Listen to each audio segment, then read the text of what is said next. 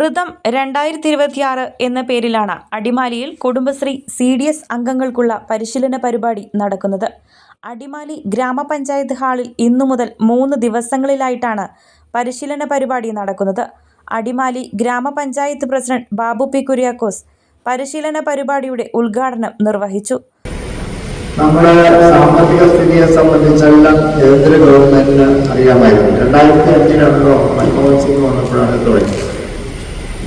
അതായത് ലോക രാജ്യങ്ങളിലെ 3ാം സ്ഥാനത്ത് മൻമോഹൻ സിംഗ് ഇന്ത്യ രാജ്യം ഭരിക്കുമ്പോൾ ഉള്ളതാണ്. അന്ന് ഈ തൊഴിലുറപ്പിന് വേണ്ടി 85,000 കോടി രൂപയാണ് അന്ന് മാറ്റിവെച്ചത്. അതിനുശേഷം വന്ന സർക്കാരുകളെല്ലാം കുറഞ്ഞ്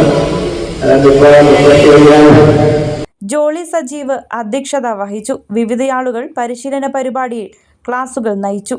കൊന്നത്തടി, പള്ളിവാസൽ, ബൈസൺവാലി, മാങ്കുളം, അടിമാലി പഞ്ചായത്തുകളിൽ നിന്നുള്ള CDS അംഗങ്ങളാണ് പരിശീലന പരിപാടിയിൽ പങ്കെടുക്കുന്നത്. അടിമാലി ഗ്രാമപഞ്ചായത്ത് അംഗം രജിത റോയ്, ജയ വിജയൻ, സുനോയ് ഷാജി തുടങ്ങിയവർ സംസാരിച്ചു. കേരള 1 മലയാളം, ഇടുക്കി.